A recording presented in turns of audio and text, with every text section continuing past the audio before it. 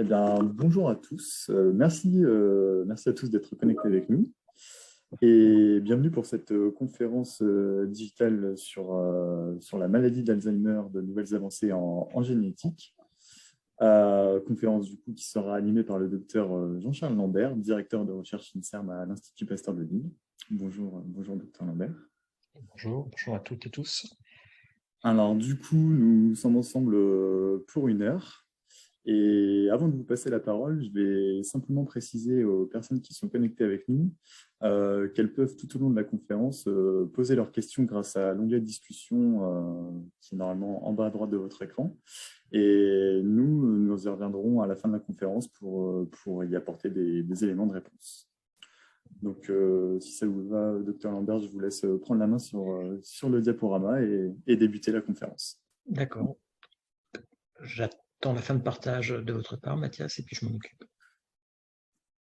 Voilà. OK, donc en espérant que tout aille bien. On va commencer peut-être avec la première diapo, ce qui serait bien. Voilà. C'est bon? Oui, c'est tout bon. OK, très bien. Bon, j'espère que vous m'entendez bien. Donc, n'hésitez pas à indiquer à Mathias si jamais le son ne passe pas correctement. Alors, je précise aussi que mon regard va être attiré par 3 points différents, parce que j'ai la cam en face de moi, j'ai mon écran d'ordinateur à ma gauche et j'ai un autre écran à ma droite. Donc, je risque mon regard risque de bouger d'un point à l'autre, donc ne vous inquiétez pas, c'est normal. Donc, alors c'est toujours un peu surprenant de faire un webinar sans voir les personnes à qui on parle, donc j'espère que je saurai quand même continuer à attirer votre attention pendant ces peut-être 40 minutes de présentation. Et donc, alors, c'est vrai que l'Institut Pasteur de Lille a fait plutôt une publicité concernant la génétique de l'Alzheimer, ce qui est ma thématique principale de recherche. Mais évidemment, je vais y avoir une présentation qui sera un peu plus large que cette thématique de recherche, afin tout simplement d'exposer le fait que, évidemment, de mieux comprendre la maladie d'Alzheimer a pour objectif de mieux soigner. En lesquels la maladie d'Alzheimer est un enjeu de santé publique majeur dans nos sociétés. Alors ici, je vous présente quelques chiffres où vous avez la carte de l'Europe et comme vous le voyez, le nombre de cas donc dans les pays les plus... Alors, je pense que la flèche bouge, donc c'est bien. Les pays avec la coloration la plus importante sont les pays qui présentent actuellement le plus de cas. Et en France, on estime actuellement qu'on a à peu près 1,2 million de personnes souffrant de maladies d'Alzheimer et syndrome apparenté, qui sont d'autres types de maladies neurodégénératives, mais principalement des maladies d'Alzheimer. Et évidemment, comme vous le voyez, c'est directement corrélé évidemment à la population de chacun des pays. Et en réalité, cette prévalence de la pathologie est la même quels que soient les pays européens. Et c'est assez important puisque quand vous avez une population qui atteint au-delà de 80 ans, la prévalence de la maladie est pratiquement de 20% chez les femmes et de l'ordre de 10 à 15% chez les hommes. Et comme vous le voyez, au-delà de 90 ans, la prévalence de la pathologie est particulièrement forte chez les femmes, l'ordre de 50%, et de 21% chez les hommes. Donc, comme vous le voyez, en réalité, la maladie d'Alzheimer, c'est à peu près 2 tiers qui sont concernés pour les femmes et 1 tiers pour les hommes. Alors, on ne sait pas trop exactement pourquoi il y a cette différence. Est-ce que tout simplement parce que l'espérance de vie est plus importante chez les femmes que chez les hommes? Elle est l'ordre de 85-86 ans pour les femmes en France et de l'ordre de 79 ans pour les hommes. Comme vous le voyez, la prévalence et l'incidence de la pathologie augmente avec l'âge. Donc, plus on a de femmes qui vivent longtemps, plus on a de chances de risque d'avoir développement de la maladie, et ça expliquerait potentiellement cette différence. On pense aussi qu'il y a des raisons biologiques essentiellement associées au statut hormonal des femmes par rapport aux hommes, entre autres les œstrogènes, qui pourraient être un facteur protecteur. Voilà. Alors, quand on regarde au niveau mondial, en 2050, on estime qu'on aura à peu près 115-120 millions de personnes qui développeront une maladie d'Alzheimer, dont 2,2 millions en France. Alors cette augmentation est quand même très conséquente, mais il faut comprendre que l'espérance de vie va augmenter, mais de façon beaucoup moins prononcée qu'elle ne l'a été ces dernières dizaines d'années dans les pays occidentaux. Et en réalité, cette augmentation du nombre de cas va être principalement portée par les pays en voie de développement qui, eux, connaissent une forte augmentation de leur espérance de vie. Alors, comme vous voyez, les chiffres sont en effet alarmants. en sachant qu'une maladie d'Alzheimer, en moyenne, va durer pour un patient de 5 à 6 ans, malheureusement avant son décès, et qui implique une dépendance très importante avec des coûts socio-économiques particulièrement élevés et évidemment des coûts humains très durs, puisque en réalité, 80% de la charge financière de la prise en charge de la maladie d'Alzheimer est gérée par les familles. Alors, quelques dates clés quant à sur la recherche de la maladie d'Alzheimer. En 1906, le premier cas est décrit donc par Alois Alzheimer, c'est le clinicien, l'anatomopathologiste qui a défini la pathologie, avec Madame D qui était décédée à l'âge de 54 ans. Alors que vous voyez, 54 ans, c'est jeune, et j'y reviendrai un tout petit peu plus tard, puisque tout de suite en fait, puisque en réalité, il a fallu attendre les années 70 pour qu'on comprenne en fait que ce que définissait Alois Alzheimer comme une maladie d'Alzheimer, donc sur cette personne qui était âgée de 54 ans, en fait concernait aussi les personnes âgées. C'est un terme qu'on englobait par les formes séniles et tout simplement ce qu'on appelait la sénilité, que la personne âgée présentait des troubles de la mémoire, des troubles du comportement, n'allait pas forcément bien, mais d'une certaine manière, on considérait que ce n'était pas une pathologie, mais juste une conséquence du vieillissement. Et en réalité, c'est seulement dans les années 70 qu'on a vraiment compris que ce qu'on appelait sénilité n'était en réalité pas du tout un vieillissement normal, mais était un vieillissement pathologique. En 1983 et 1987, on a compris les composants des lésions cérébrales de la maladie d'Alzheimer, que je présenterai un peu plus tard. Et en 1991, on a déterminé des premières causes génétiques qui étaient responsables de la maladie. Et finalement, en 1992, a été émise l'hypothèse principale qui régit encore la recherche sur la maladie d'Alzheimer, qu'on appelle la cascade amyloïde. Alors tout ça, je vais vous le décrire. Mais ce que je voulais vous montrer, c'est qu'en réalité, même si la maladie d'Alzheimer a été décrite pour la première fois en 1906, c'est-à-dire plus de presque 120 ans, en réalité, au niveau de notre compréhension des processus pathophysiologiques, la première hypothèse date seulement de 1992. Et qu'en réalité, ça veut dire quoi? C'est que la recherche sur la maladie d'Alzheimer date de seulement 30 ans et que dans un temps long qu'est celui de la recherche, finalement, c'est pas si long que ça. Et ce qui explique probablement pourquoi on est encore au niveau de la compréhension de la maladie et de commencer à proposer des approches thérapeutiques. Si on devait faire une comparaison avec, par exemple, les cancers, la recherche a commencé, par rapport à 1992, 30 ans plus tôt. Donc, il faut laisser le temps au temps et on a moins de temps de travail réalisé si on compare par rapport aux autres grandes pathologies humaines. Alors, quand on regarde un cerveau, ce qui se passe au niveau de la maladie d'Alzheimer, au niveau cérébral, et ça c'est vraiment un point important, ce qui vous montre véritablement qu'à âge équivalent, ce qui se passe dans un cerveau de malade atteint de maladie d'Alzheimer n'a rien à voir à ce qui devrait être un vieillissement normal. Vous avez ici donc un cerveau normal et ici un cerveau provenant d'un patient souffrant de maladie d'Alzheimer. Et comme vous voyez, vous avez des circonvolutions cérébrales qui sont particulièrement marquées, qui correspondent en fait à une mort neuronale particulièrement importante. Même au début des pathologies, on sait que dans certaines régions du tissu cérébral, on a déjà une perte de 50% des neurones au moment des premiers signes cliniques de la maladie. Là, évidemment, c'est un cerveau en fin de processus pathophysiologiques. Comme vous le voyez, la masse cérébrale perdue est particulièrement importante. Alors, quand on regarde de façon plus précise ce qui se passe au niveau cérébral, au niveau macroscopique et microscopique, on a deux types de lésions qui sont caractéristiques de la pathologie, qui sont la dégénérescence neurofibrillaire et les dépolymyélites. Il est nécessaire d'avoir ces deux types de lésions pour poser un diagnostic de maladie d'Alzheimer. En réalité, quand on va voir un neurologue, ce ne sera pas un diagnostic définitif de maladie d'Alzheimer qui sera posé, mais un diagnostic possible ou probable. Le diagnostic définitif ne pourra être posé qu'après examen anatomopathologique sur le tissu cérébral. Alors, la dégénérescence neurofibrillaire, elle correspond à l'accumulation intracellulaire de protéines tau hyperphosphoryles. Là, je vous demanderai simplement de retenir le terme tau, qui est vraiment le marqueur principal de ce type de lésions, qui sont à l'intérieur des neurones. Alors, cette dégénérescence neurofibrillaire, elle est un marqueur de la mort neuronale essentiellement et un très bon marqueur de l'évolution de la maladie lorsqu'on regarde ce qui se passe au niveau du cerveau. Alors, pour la plupart d'entre nous, en fait, on aura des lésions de dégénérescence neurofibrillaire, alors qui vont se développer naturellement dans ce qu'on appelle le cortex transentorhinal, et c'est tout à fait normal d'en avoir au cours du vieillissement. Et en soi, ça n'est pas grave. Celles-ci peuvent se développer au niveau de l'hippocampe, et là, ça commence déjà à devenir un peu plus problématique, mais encore quand c'est restreint, à ce niveau-là, c'est pas forcément non plus catastrophique.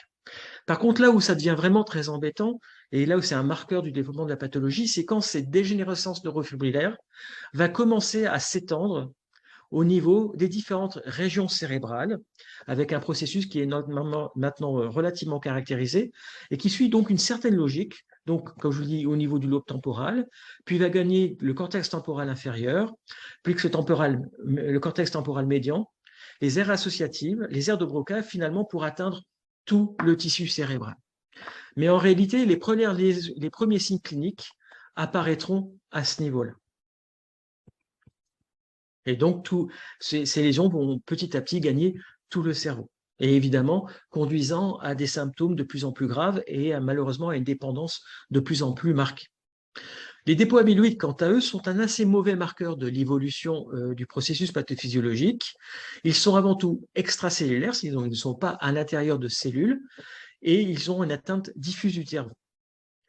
Alors, en fait, il a fallu attendre 1983 pour obtenir la première caractérisation d'un des composants de ces différentes lésions de la maladie d'Alzheimer. Et des chercheurs ont déterminé que le composant principal de ces dépôts amyloïdes, alors qu'on a appelé de façon très originale les peptides amyloïdes, étaient donc les composants principaux de ces dépôts amyloïdes.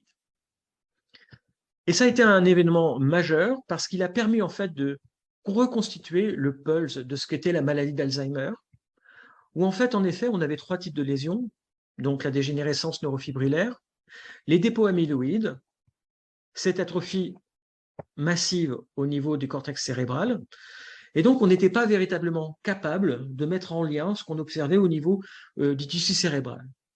Le fait d'avoir caractérisé ces peptides amyloïdes a permis d'avancer et entre autres de déterminer que la maladie d'Alzheimer, en tout cas pour un certain nombre de ses formes, était due à des formes génétiques et que, en fait, l'analyse génétique a permis de reconstituer les pièces du pulse. Alors, pour vous rappeler, hein, la génétique, c'est quoi? C'est cette fameuse molécule d'ADN qui compose notre génome et qui porte nos traits héréditaires.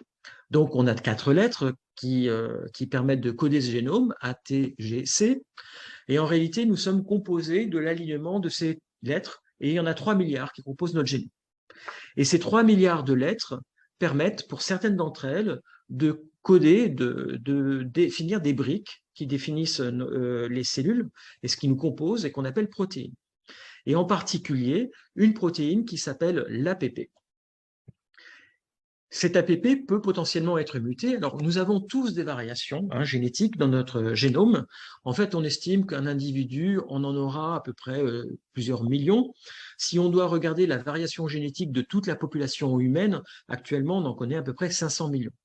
Alors, ces mutations, c'est pas très grave, elles arrivent très régulièrement. Vous avez un individu X, vous avez ici un certain nombre de lettres, donc du génome, vous avez un C, et pour un individu Y, vous aurez un T. Donc vous avez une séquence normale et une séquence mutée, et cette variation ponctuelle qui remplace un C par un T peut n'avoir strictement aucune conséquence. Mais parfois, ça peut conduire à modifier la protéine, donc ces briques essentielles qui composent nos cellules, et qui vont conduire à malheureusement développer des pathologies. Donc, une mutation sur un point sur 3 milliards de ces bases peut malheureusement parfois conduire à développer une maladie pathologique grave. Alors, ça peut être, par exemple, l'hémophilie, ça peut être la mucoviscidose, et parfois, ça peut être la maladie d'Alzheimer. Et là, dans ces cas, on est dans ce qu'on appelle des formes familiales autozoïques dominantes, qui, malheureusement, où vous avez cette variation, cette séquence mutée, va malheureusement systématiquement conduire au développement de la pathologie. Et la découverte de ces mutations sur des gènes, qui sont appelés alors APP, Alors, l'APP, c'est le précurseur des peptides amyloïdes. C'est lui qui va produire les peptides amyloïdes, PS1 et PS2, qui eux aussi conditionnent la production des peptides amyloïdes. Je vous rappelle, les peptides amyloïdes, c'est les composants principaux des dépôts amyloïdes, un des marqueurs essentiels de l'amyloïde d'Alzheimer. En fait, ces mutations conduisent à une surproduction systématique des peptides amyloïdes. Et grâce à cette observation, on a proposé ce qu'on appelle l'hypothèse de la cascade amyloïde, c'est-à-dire en fait un enchaînement d'événements qui conduisent au développement de l'amyloïde. C'est-à-dire une surproduction des peptides amyloïdes conduit au dépôt amyloïde, puis à la dégénérescence neurofibrillare, puis à la mort neuronale. Or, tout de suite, évidemment, ça conduit à proposer des approches thérapeutiques potentielles, inhiber la production des peptides amyloïdes et donc la formation des dépôts amyloïdes, ou bien avec des vaccinations contre les peptides amyloïdes, mais ça, j'y reviendrai un peu plus tard. Alors, le problème de ces formes monogéniques, ces formes autosomiques, avec cette mutation forcément responsable du développement de la maladie, en réalité, elles représentent moins de 1% des cas de maladie d'Alzheimer. Ce sont des événements très rares, relativement rares, mais en réalité, une grosse partie de nos connaissances de la maladie d'Alzheimer sur ces 30 dernières années ont découlé de l'étude de ces formes autosomiques dominantes. Et donc, la question qui peut se poser, c'est, OK, mais quid des 99 autres des formes de maladie d'Alzheimer? Finalement, est-ce que toutes les approches qu'on développe au niveau thérapeutique, développées par rapport à ces moins de 1% des formes de maladie d'Alzheimer, peuvent être étendues aux 99 autres pourcents? Alors, d'autant plus que ces formes rares, autosomiques, donc familiales, sont aussi des formes très jeunes, entre 35 et 50 ans, majoritairement. Or, la plupart des formes de maladie d'Alzheimer communes, qui ne sont donc pas ces formes monogéniques, ces formes autosomiques, pour 75% d'entre elles des cas, elles ont plus de 80 ans. Donc, on a une partie pour laquelle on a une hypothèse forte qui a été développée pour des formes rares et précoces, en sachant que la grande majorité des cas sont des formes pas forcément conditionnées par une génétique forte et surtout étant âgées de plus de 80 ans. Donc, est-ce que les mécanismes sont identiques ou pas? Alors, quand on regarde ce qui se passe pour ces formes communes de maladie d'Alzheimer, donc non, elles obéissent à un fonctionnement assez classique dans les maladies multifactorielles complexes associées à l'âge. On peut parler par exemple du diabète, on peut parler d'autres pathologies, l'hypertension artérielle, qui sont aussi des maladies associées à l'âge. Vous avez d'un côté donc ce qu'on appelle les maladies environnementales. Alors, pour vous donner un exemple, fumer est plutôt considéré comme une maladie environnementale, le cancer du poumon. Ce n'est pas fumer qui est une maladie environnementale, mais évidemment la conséquence, le cancer du poumon. Si vous ne fumiez pas, vous diminuez très fortement, pratiquement de façon très importante, le risque de développer un cancer. Mais alors, il faut savoir qu'il y a parfois des prédispositions génétiques quand même qui peuvent faire que fumer devient particulièrement aggravant. Et puis de l'autre côté, donc, vous avez ces maladies monogéniques, donc, dont je vous ai parlé pour la maladie d'Alzheimer, avec les mutations dont APP, PS1 et PS2, et donc moins de 1% des cas. Et en fait, la maladie d'Alzheimer est la résultante, pour les formes communes de la pathologie, est la résultante de l'interaction des facteurs génétiques et des facteurs environnementaux. Et c'est pour ça qu'on appelle la maladie d'Alzheimer, dans ce contexte, une maladie multifactorielle complexe. La grande difficulté, c'est de savoir quelle est la part des facteurs environnementaux et la part des facteurs génétiques qui vont conduire à développer une maladie d'Alzheimer, même pour ces formes communes. Et en réalité, même pour ces formes communes qu'on appelle sporadiques, dans ce cas-là, la composante génétique est particulièrement importante, de l'ordre de 60 à 80%. C'est-à-dire qu'on peut estimer le risque de développer la maladie d'Alzheimer dû à 60 à 80% de facteurs génétiques. J'ai un petit peu, mais je vais vous rassurer, ne vous inquiétez pas, ça ne veut pas dire que parce qu'on a quelqu'un de malade dans sa famille, qu'on va forcément développer une maladie d'Alzheimer. Ce sont des facteurs de risque. Alors, quand on regarde les facteurs environnementaux sur cette figure, ceux qu'on a caractérisés, et si on devait les supprimer, on estime que 35% du risque de développer la maladie d'Alzheimer peut être modifié en maîtrisant ces facteurs environnementaux. Alors, ça peut être l'éducation. Le fait qu'on ait un niveau d'éducation élevé protège de développer la maladie d'Alzheimer. Ça peut être, alors, la perte d'audition. Alors, la perte d'audition, en l'occurrence, on ne sait pas trop encore s'il s'agit d'un mécanisme biologique qui est un marqueur précoce du développer une maladie d'Alzheimer, c'est-à-dire qu'en fait, on commence à perdre l'audition par rapport à une perte de neurones qui est responsable de cette audition, ou c'est aussi un marqueur d'isolation sociale, puisque quand on perd l'audition, on a tendance à s'isoler socialement. L'hypertension artérielle, l'obésité, le fait de fumer, la dépression, le manque d'activité physique. C'est probablement quelque chose qui est vraiment vrai pour toutes les maladies multifactorielles associées à l'âge. Faire du sport est essentiel pour entretenir une bonne santé, mais a un impact vraiment très important sur le risque de développer la maladie d'Alzheimer. Une bonne pratique sportive diminue de façon assez intéressante le risque de développer la pathologie. L'isolation sociale, alors là aussi c'est à mettre en lien aussi à ce que je vous ai expliqué pour la perte d'audition, et le diabète. Et en fait, quand on regarde un petit peu si on était capable de modifier ces facteurs de façon intéressante. Par exemple, si on diminue de 10% le risque de diabète, vous voyez ici, on évite un certain nombre de cas de maladie d'Alzheimer. Et c'est encore mieux si on diminuait de 25% le nombre de personnes souffrant d'un diabète. Et en fait, quand on regarde au niveau, si on combinait tous ces facteurs et qu'on est capable de diminuer de 10% ou de 25% le risque de tous ces facteurs, le fait d'avoir des gens développant ces facteurs, vous voyez qu'au niveau mondial, on serait capable de diminuer de près de 3 millions le nombre de cas de maladie d'Alzheimer. Donc, comme vous le voyez, on est capable, par en fait sa qualité de vie, la façon dont on vit, de diminuer de façon globale en société le nombre de cas de développer la maladie d'Alzheimer.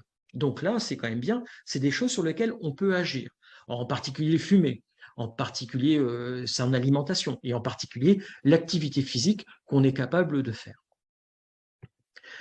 Alors, tout ça, ça voudrait dire, si on est capable de le faire, est-ce qu'on est capable déjà de le voir? Eh bien, en réalité, oui, en particulier sur ce qui est les facteurs cardiovasculaires, obésité, diabète, hypertension artérielle. Alors pourquoi? Tout simplement parce que ces critères-là sont aussi des facteurs de risque de maladies cardiovasculaires. Et depuis de très nombreuses années, notre prise en charge des maladies cardiovasculaires s'est très fortement améliorée. Et donc, si les maladies cardiovasculaires partagent des facteurs de risque similaires avec ceux de la maladie d'Alzheimer, si on a amélioré la prise en charge des facteurs cardiovasculaires de risque cardiovasculaire, peut-on voir si on a diminué ou non la prévalence et l'incidence de risque de développer une maladie d'Alzheimer? Et en fait, oui, tout à fait. Dans les très grandes études de cohorte où on a des suivis de 20, 30, 40 ans maintenant, en effet, on s'aperçoit qu'il y a, comme vous le voyez ici, qu'on a une diminution d'une incidence de maladie d'Alzheimer. C'est-à-dire que dans ce cas-là, chaque année, depuis 2009, on a commencé à avoir une diminution du nombre annuel de nouveaux cas de maladie d'Alzheimer. Et en prenant ces nouveaux chiffres, vous voyez ici, sur la figure ici en bas, en très plein, c'était l'estimation que nous avions du nombre de cas supplémentaires de maladie d'Alzheimer. Et en très pointillé, en fait, maintenant, avec les nouvelles estimations et le fait qu'on ait pris en charge ces facteurs de risque cardiovasculaire, vous voyez un peu le nombre de cas qu'on aurait annuellement. Donc, vous voyez que déjà, alors on ne le savait pas, mais grâce à cette amélioration de la prise en charge probable des facteurs cardiovasculaires, on a pu diminuer le nombre de cas à venir, probablement le nombre de cas à venir de maladie d'Alzheimer. Donc, ici, un grand message, prenez soin de vous au niveau des risques cardiovasculaires. Non seulement vous améliorez votre santé cardiovasculaire, vous limitez le risque d'accident cardiaque, mais probablement à long terme, vous diminuez votre risque de maladie d'Alzheimer. Alors attention, ces chiffres-là sont basés sur des personnes qui ont développé une maladie d'Alzheimer, donc maintenant qui ont 60, 70 ans, 80 ans, 90 ans. Et donc qui sont nés plutôt dans les années 30, dans les années 40, dans les années 50. Évidemment, notre façon de vivre dans les années 40, 50, 60 n'est plus la même que celle qu'on a connue dans les années 70, 80, 90, ou celle que nos enfants connaissent actuellement. Et ça, c'est un point important, puisque je vous ai expliqué, par exemple, que l'obésité était un facteur de risque de maladie d'Alzheimer. Évidemment, le taux d'obésité que nous avions à 30 pour les populations qui ont maintenant soit 70, 80, 90 ans, n'est plus la même que le taux d'obésité que nous connaissons en particulier aux États-Unis. Je vous rappelle que l'obésité, c'est 40% de la population qui est obèse.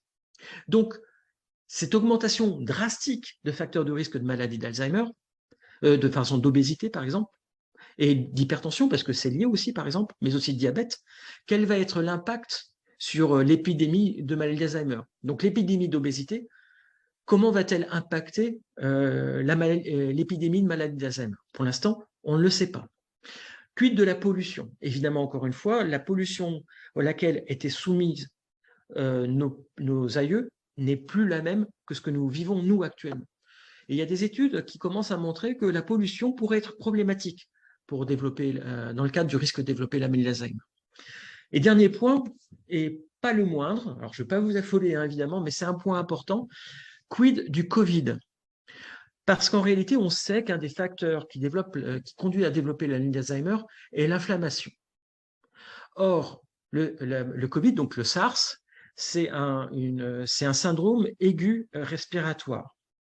Mais en réalité, on l'a appelé comme ça parce que c'était le premier problème évident qu'on a détecté et qui malheureusement conduit à la mort. Mais en réalité, le SARS conduit à une maladie inflammatoire systémique qui touche un certain nombre d'organes, dont le cerveau. Et en l'occurrence, le SARS est capable de pénétrer dans le cerveau, alors de différentes manières, la question ne se pose pas vraiment, mais conduit à une inflammation du cerveau, et probablement une inflammation à moyen terme. D'autant plus si vous refaites plusieurs infections. Donc très clairement, éviter l'infection une première fois, c'est très bien. Éviter de se faire infecter trop souvent, c'est encore mieux, parce que d'une certaine manière, vous entraînez l'inflammation systémique au niveau de nos différents organes, et en particulier du cerveau. Et certaines études indiqueraient que une infection du SRAS pourrait conduire à une inflammation du cerveau et à l'apparition d'un certain nombre de marqueurs pathologiques de la maladie d'Alzheimer. Donc, on espère évidemment que ça n'aura pas de conséquences à moyen long terme, mais on ne peut pas l'exclure. Alors là, je vous ai parlé des facteurs environnementaux. Maintenant, je vais vous parler des facteurs génétiques, puisque je vous ai dit que la composante génétique de la maladie d'Alzheimer, au-delà des formes autosomiques dominantes, était importante. Et là, on va parler plutôt de loterie génétique. C'est une probabilité. En réalité, c'est la combinatoire des facteurs génétiques d'un individu redistribués au cours des générations qui fera que vous avez un risque plus ou moins élevé de développer une maladie d'Alzheimer. Si on considère, par exemple, que vous avez besoin de 10 facteurs génétiques pour développer une maladie, par exemple, cette personne ici, en noir, elle les a reçus de ses deux parents. Cette personne-là pouvait très bien avoir 7 déterminants génétiques sur 10 nécessaires, mais quand elle n'en avait pas 7, elle n'avait pas développé une maladie d'Alzheimer. Cette personne en avait malheureusement plus de 10 et a développé une maladie d'Alzheimer. Par le jeu recombinatoire de la génétique, cet homme et cette femme se sont redistribués leurs gènes, ce qui fait que malheureusement, cette personne a hérité d'au moins 10 déterminants génétiques possédés par ses parents, mais les autres individus n'ont pas heureusement bénéficié de cette redistribution génétique et ont eu moins de 10 facteurs génétiques. Alors c'est pour ça qu'on peut avoir l'impression que ces cas apparaissent au hasard, juste à cause de cette combinatoire. Donc, la maladie d'Alzheimer, forme commune de la maladie d'Alzheimer, est en effet présente une prédisposition génétique forte, mais qui est très fortement conditionnée par la probabilité de transmettre un nombre important de gènes d'une génération à l'autre. Et c'est à cause de ce nombre de gènes important que finalement, ça apparaît de façon plus ou moins, donnant l'impression plus ou moins d'apparaître de façon aléatoire au cours des générations. Donc, encore une fois, ce n'est pas parce que quelqu'un dans votre famille ou dans ma famille a développé une maladie d'Alzheimer que les enfants devront développer une maladie d'Alzheimer. C'est une question de probabilité et de facteur de risque. Alors, le facteur de risque génétique le plus connu actuellement dans le cadre de la maladie d'Alzheimer, c'est le gène de l'apolipoprotéine E. Alors, on a 2 chromosomes et on porte 2 types de gènes de l'apolipoprotéine. En l'occurrence, ici, on va prendre comme référence epsilon 3, epsilon 3. Et si vous êtes porteur d'un variant qui s'appelle epsilon 4, vous augmentez le risque de développer la maladie d'Alzheimer de 3 fois. Si vous avez deux variants epsilon 4, epsilon 4, vous augmentez le risque de développer la maladie d'Alzheimer de l'ordre de 14 fois. C'est beaucoup. Inversement, la génétique, ce n'est pas forcément que délétère, elle peut être protectrice. Si vous avez une copie, un variant epsilon 2, dans ce cas-là, vous diminuez le risque de développer la maladie d'Alzheimer de l'ordre de 2 fois. Alors, au-delà, alors excusez-moi, oui, alors, depuis, on a un peu avancé au niveau de la caractérisation de la génétique de la maladie d'Alzheimer grâce à l'utilisation et le développement d'outils génétiques particulièrement puissants. Je vous ai dit que le génome était chaque individu présentait à peu près une dizaine de millions de variations génétiques. Maintenant, on a les outils pour un individu donné d'analyser de façon assez complète les variations génétiques d'un individu. Et pour ça, on a été capable de le faire sur des milliers et des milliers d'individus. Par ailleurs, maintenant, on est capable même d'analyser les 3 milliards de bases pour un individu donné. Donc, je vous ai dit, votre génome contient 3 milliards de bases. Et bien maintenant, on est capable même d'étudier ces 3 milliards de bases pour chacun d'entre nous. Alors, c'est allé très, très vite, parce qu'en fait, la première définition du génome humain a été publiée en 2003, finie à 98%. En fait, il faut comprendre qu'on vient juste de terminer, en fait, mais ça, c'est un autre détail. Et elle avait nécessité 2800 scientifiques, et avait coûté 2,7 milliards de dollars. Maintenant, la première grande étape technologique, c'est en 2008, où ce n'était plus que 4,5 mois, 27 scientifiques, et ça coûtait moins de 1,5 million de dollars. En fait, maintenant, on obtient le génome d'un individu en 2 jours pour à peu près, dans les meilleures conditions, 450 €. Alors ça va très fortement impacter évidemment notre connaissance des génétiques des maladies en général humaines et multifactorielles en particulier. Alors, maintenant, en utilisant ces différentes techniques, en 2019, près de 30 gènes ont été caractérisés comme des déterminants génétiques de la maladie d'Alzheimer. Cependant, à partir de ces 30 gènes, on estimait qu'on était encore loin de connaître toute l'information génétique nécessaire pour comprendre la composante génétique de la maladie. C'est pourquoi, dans ce cadre, nous avons développé, alors à l'Institut Pasteur, je suis le coordinateur de ce projet, un projet européen qui s'appelle European Alzheimer's and Dementia Biobank. Ce projet inclut 18 pays européens, plus de 80 laboratoires et centres cliniques, et nous ont permis d'analyser le génome, alors pas tout le génome, mais à peu près 20 millions de variations génétiques sur plus de 111 000 malades et 740 000 témoins. Alors c'est un très gros projet qui nous a demandé 4 ans pour être réalisé. Et ici, vous avez finalement les résultats obtenus. Alors, vous avez représenté ici ce qu'on appelle un Manhattan plot, parce qu'en réalité, les premiers généticiens qui ont développé ce type d'approche ont eu l'impression de voir, vous savez, le skyline à New York. Quand vous approchez de New York, vous avez ces nombreux buildings qui apparaissent. Et donc, on a appelé ça, parce que ça ressemblait un petit peu à ça, on a appelé ça un Manhattan plot. Et en fait, chaque trait que vous voyez monter en hauteur représente un gène associé au risque de maladie d'Alzheimer. Plus le pic est élevé, plus l'association est importante. En noir sont indiqués les gènes qu'on connaissait déjà impliqués avant cette étude. Donc, c'était 33, donc on a validé l'information de 33 gènes, mais surtout en rouge, on a pu caractériser 42 nouveaux gènes associés au risque de développer la maladie d'Alzheimer.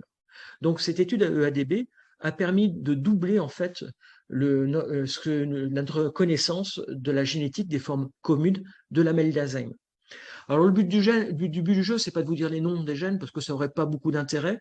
Et puis même des fois, ça n'a pas vraiment d'intérêt parce qu'on ne sait pas ce qu'ils veulent dire. Parce qu'en effet, la génétique ici, l'intérêt, c'est de donner un sens biologique à cette information et de comprendre comment ces gènes sont capables d'impacter les processus pathophysiologiques impliqués, comment ils sont capables d'expliquer en fait le développement de la maladie. Et quand on regarde ça, c'est un point vraiment important, c'est que cette connaissance de la génétique des formes communes de la maladie d'Alzheimer confirme en partie que la production des peptides amyloïdes est importante. Donc, d'une certaine manière, ce qu'on a observé dans les formes autosomiques, ce que je vous ai montré au début, est aussi importante dans les formes communes de la maladie d'Alzheimer. De même, l'interaction, alors j'ai oublié malheureusement, c'est ma faute, l'interaction de la protéine Tau. Vous savez, la protéine Tau, c'est ce qui compose la dégénérescence neurofibrillaire. Eh bien, elle est aussi importante pour le développement, j'ai vraiment fait vite, il y a plein de fautes de frappe, excusez-moi, sont vraiment importantes pour le développement de la maladie. Donc, en fait, les composantes qu'on pensait importantes dans les formes monogéniques de la d'Alzheimer semblent être aussi importantes, probablement moins, mais aussi importantes dans les formes communes de la maladie d'Alzheimer. Et ça, c'est rassurant. Je vais vous expliquer ça un peu plus tard. Alors, non, je vais vous expliquer. En fait, pourquoi c'est rassurant? C'est parce que la plupart des approches thérapeutiques ont été développées à partir de cette hypothèse de la catalase d'amyloïdes et donc l'importance de ces peptides amyloïdes et de la protéine Tau. Et jusqu'à présent, malheureusement, la plupart des approches étaient des échecs. Donc, ça voulait dire qu'on n'avait strictement aucune approche thérapeutique potentielle à venir. Mais le fait quand même que la génétique des formes communes indique que l'hypothèse de la cascade d'amyloïdes pourrait marcher en partie est rassurante. Et d'ailleurs, on a eu des résultats qui sont encourageants à ce niveau-là. Et là, je vais vous parler de l'immunisation et une des thérapies qui est développée dans le cadre de l'Alzheimer. Alors, c'est quelque chose qui est assez vieux, finalement, qui a été développé en 1999, proposé en 1999. Et tout d'abord, c'était ce qu'on appelle une immunisation active. En fait, on a ingéré des peptides amyloïdes dans des souris en supposant que ces peptides allaient provoquer ce qu'on appelle une réponse immunitaire. C'est exactement la même chose qu'un vaccin. On pense que le corps, reconnaissant un corps étranger, va produire des anticorps. Et ces anticorps, ils sont là pour quoi? Ils sont là pour éliminer le corps étranger. Donc, si nous produisons naturellement des anticorps contre les peptides amyloïdes, ceux-ci vont conduire à permettre à enlever les peptides amyloïdes du tissu cérébral. Et force est de constater que dans les modèles de souris, ça fonctionnait très très bien. En effet, vous faites cette immunisation avec des peptides amyloïdes et vous voyez ici que vous nettoyez en fait complètement les dépôts amyloïdes du tissu cérébral de la souris. Alors que vous le fassiez avant ou même si les dépôts amyloïdes existent déjà. Donc ça peut être préventif, mais ça pourrait être aussi curatif. Alors évidemment, un essai clinique a été lancé sur ces données. Donc, on a injecté des peptides amyloïdes à des patients Alzheimer et on a voulu voir si ça avait un effet.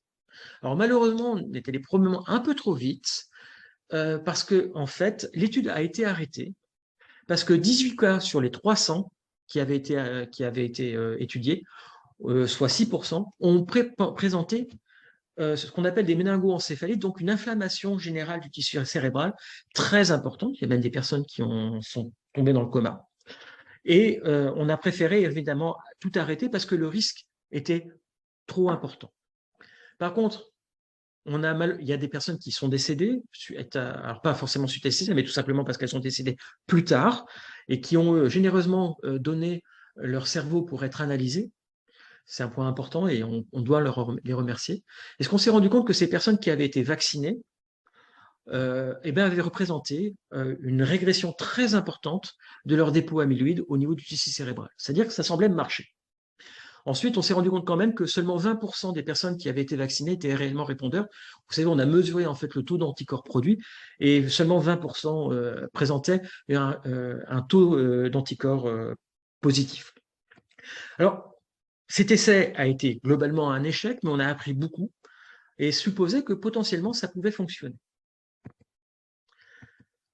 Alors, on a changé en fait l'approche pour limiter les effets secondaires et on est tombé sur une immunisation passive. C'est-à-dire qu'on a préféré produire les anticorps et plutôt que d'injecter les peptides amyloïdes, on a déjà infecté les anticorps dirigés contre ces peptides amyloïdes. Ça limite un certain nombre de problématiques. Est-ce qu'on observe une disparition des peptides amyloïdes? Oui, ça marche dans le modèle animal. Et donc, après beaucoup d'études pour être sûr que c'était on va dire, moins risqué pour les humains, il y a des essais thérapeutiques qui ont été développés avec cette approche d'immunisation passive. Et donc, il y a eu le premier essai thérapeutique l'année dernière publié, montrant que cette approche pouvait en effet conduire à ralentir le développement de la maladie. Alors, c'est des résultats qui ont été très contestés parce qu'en fait, Diogène avait développé deux essais thérapeutiques. Il y en avait un qui était positif, l'autre qui était négatif. Il y avait des explications pour justifier que l'essai thérapeutique négatif l'était, pour des considérations scientifiques qui étaient entendables, mais c'était quand même des résultats contradictoires. La FDA a analysé, alors la FDA c'est la Federal Drug Association aux États-Unis, pour savoir si oui ou non il fallait permettre la commercialisation de ce traitement. Et elle a dit oui, parce qu'elle considérait qu'il y avait des preuves suffisantes pour justifier cette commercialisation. Alors cependant, il faut comprendre que ce sont des traitements lourds, avec des suivis importants, particulièrement en termes d'imagerie cérébrale. Donc c'est des traitements qui finalement sont très difficilement, on va dire, démocratisables et qui coûtent très cher. Mais en tout cas, c'était la première fois qu'il y avait un résultat relativement positif dans le cas. Actuellement, il y a un deuxième essai thérapeutique qui a été développé par la société Lilly, qui sont en phase 2. On attend les résultats en phase 3 l'année prochaine, et les résultats en phase 2 sont aussi très prometteurs. Donc il semblerait que l'immunisation passive, dans le cadre de la maladie d'Alzheimer, puisse être une approche thérapeutique. Cependant, très clairement, ça ne peut pas être la seule approche thérapeutique possible, parce qu'il y a des gens qui ne répondront pas de toute manière à cette approche-là.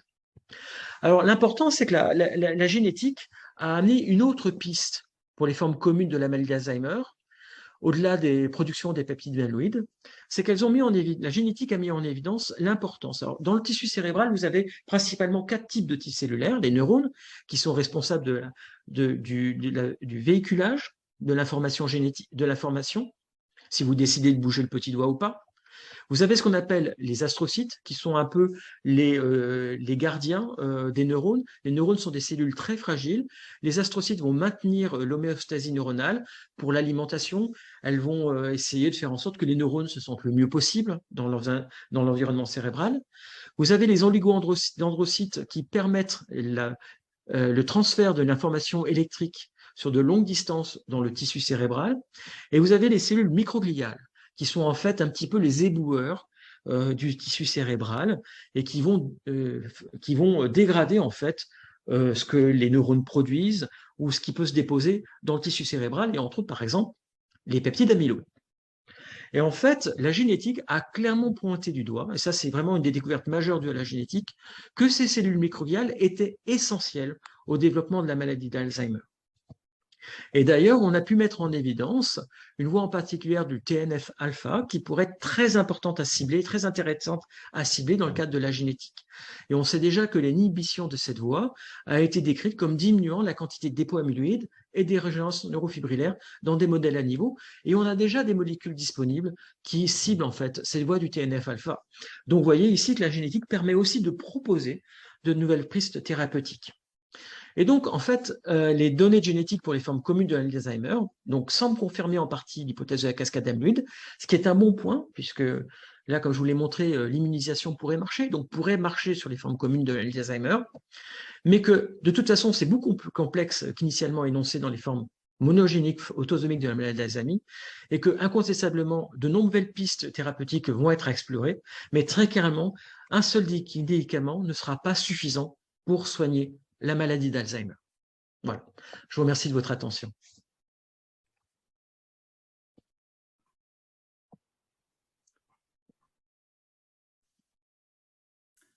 Eh bien, merci beaucoup, docteur Lambert, pour tous ces éléments et pour ces efforts de vulgarisation. Donc, on va prendre les questions. On a eu quelques questions pendant cette conférence. N'hésitez pas à poser vos questions dans l'onglet du coup Q&R qui est en dessous, enfin en bas de votre écran. Alors du coup, nous avons une question. On va prendre la première question. C'est dans le combinatoire, pensez-vous aux maladies à amplification de triplet?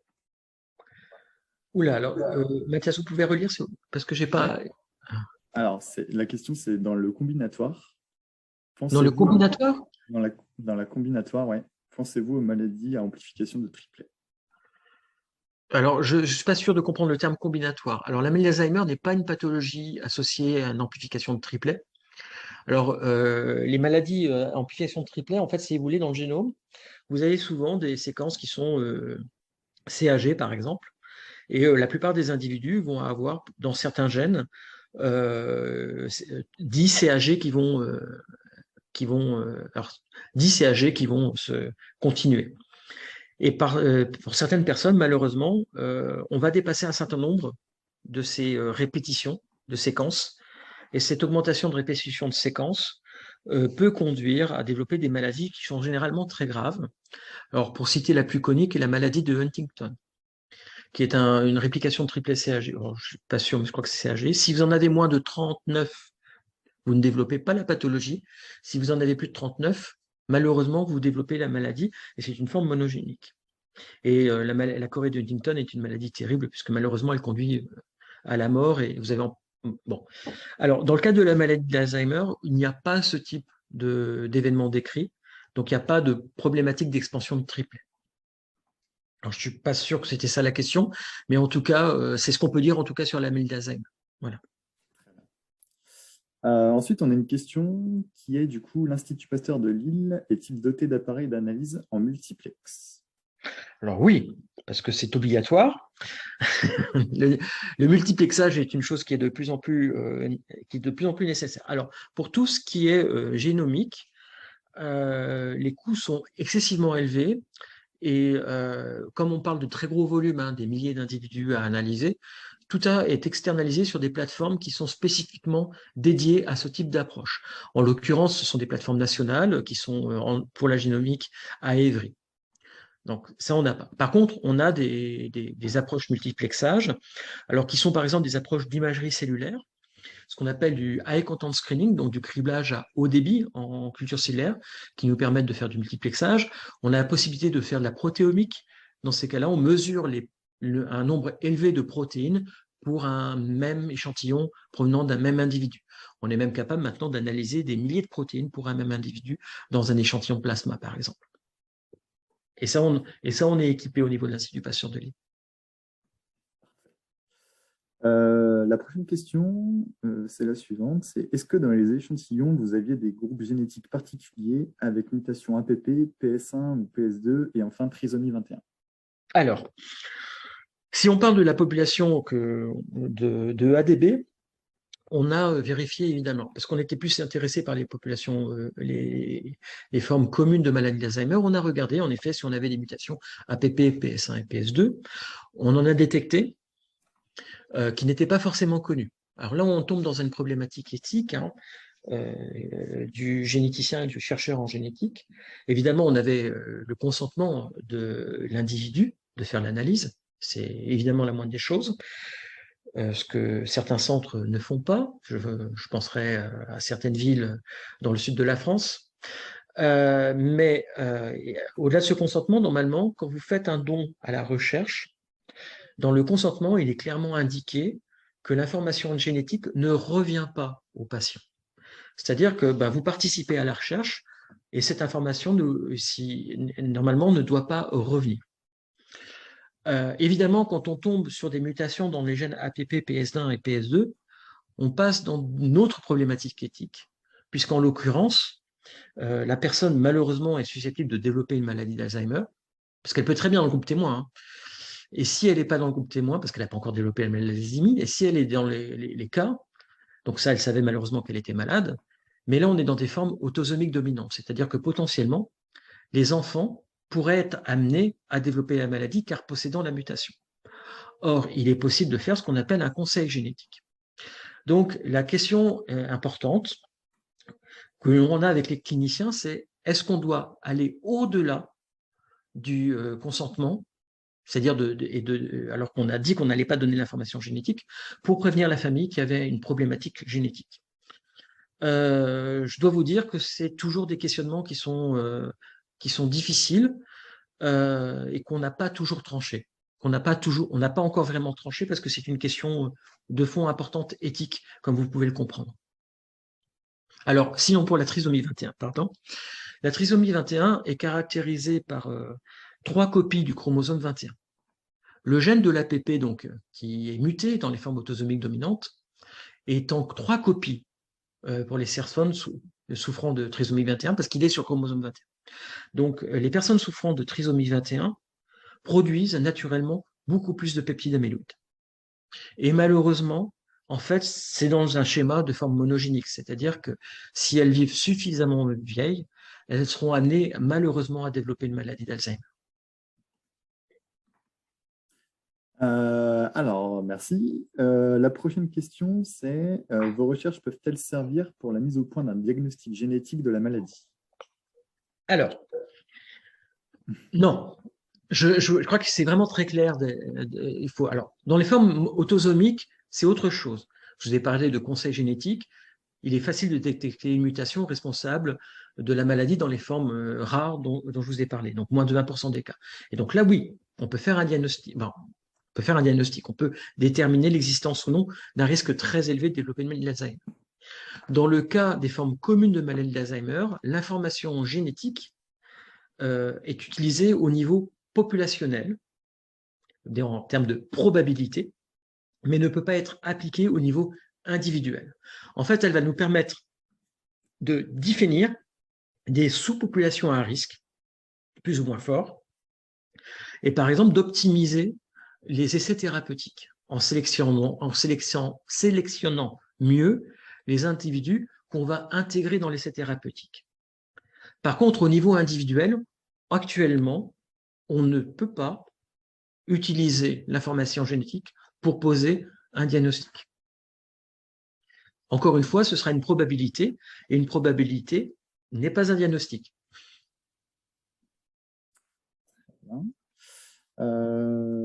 Alors, nous avons cette question. Peut-on prévenir suffisamment tôt la maladie d'Alzheimer afin de diminuer les conséquences graves ultérieures?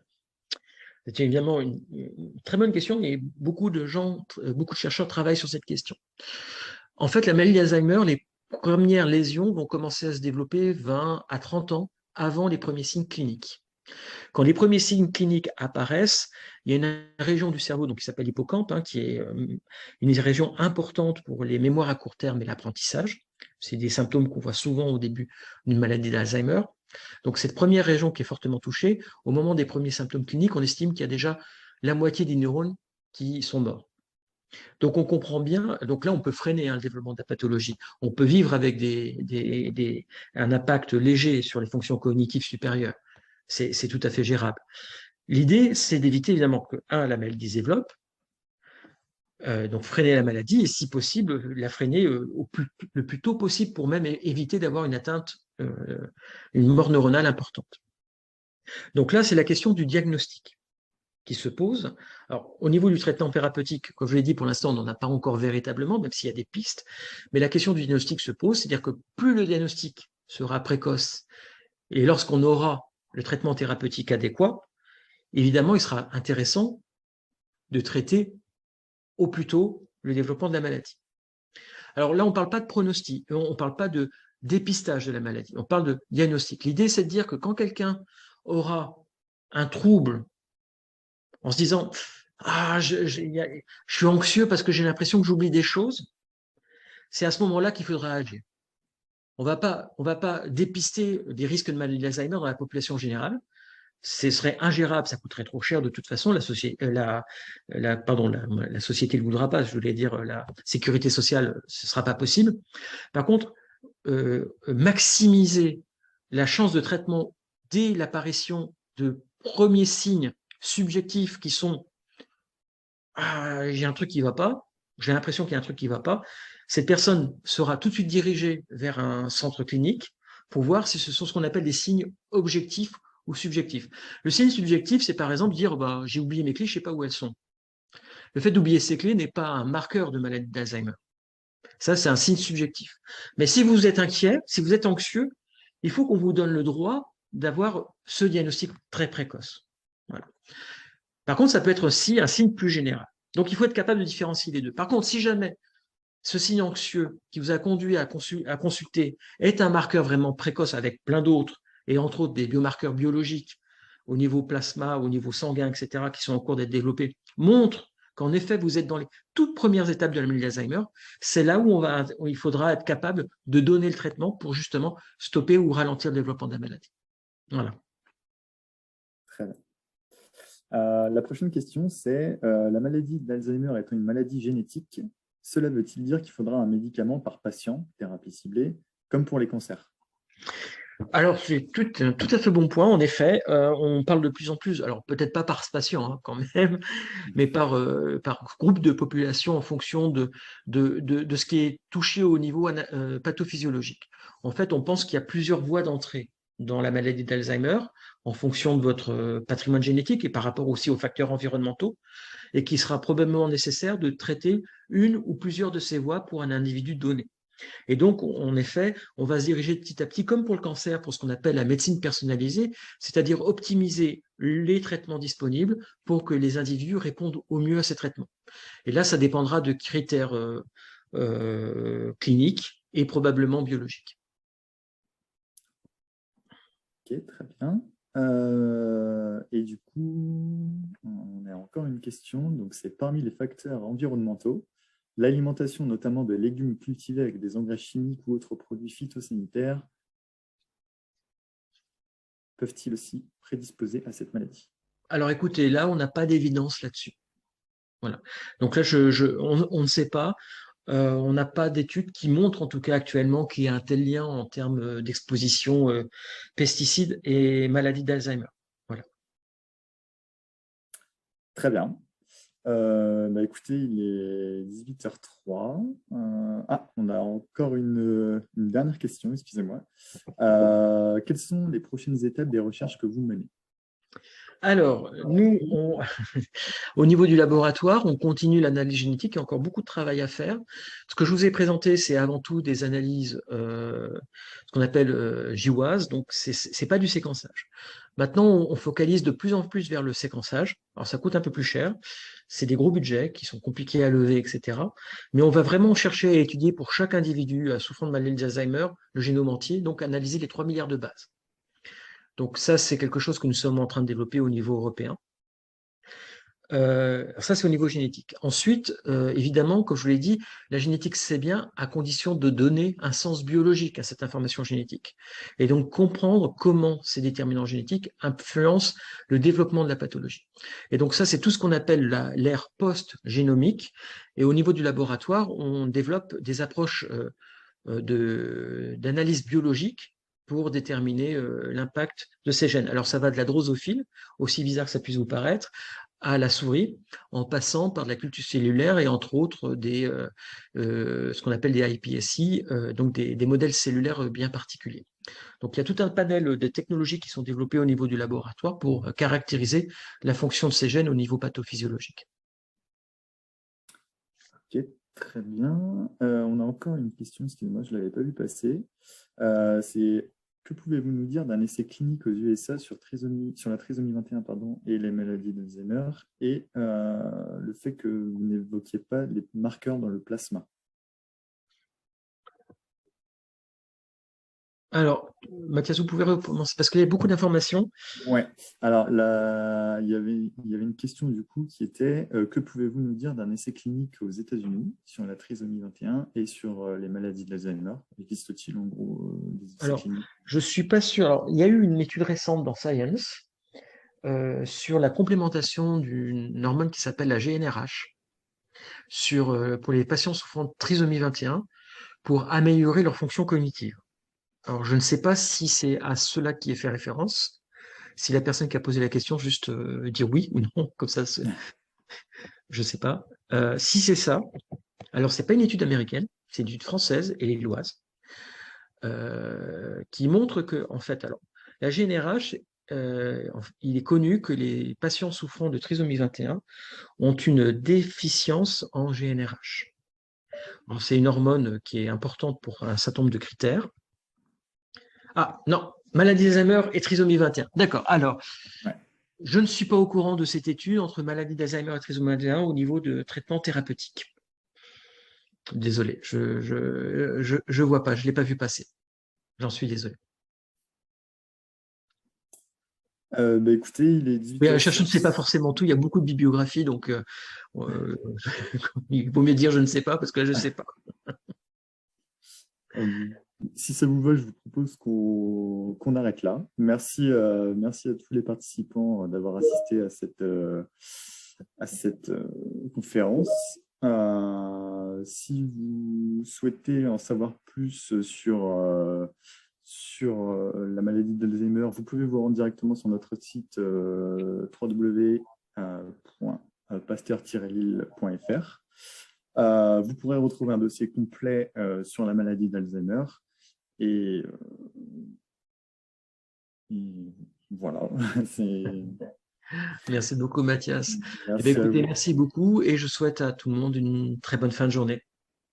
Merci. Au revoir. Au revoir.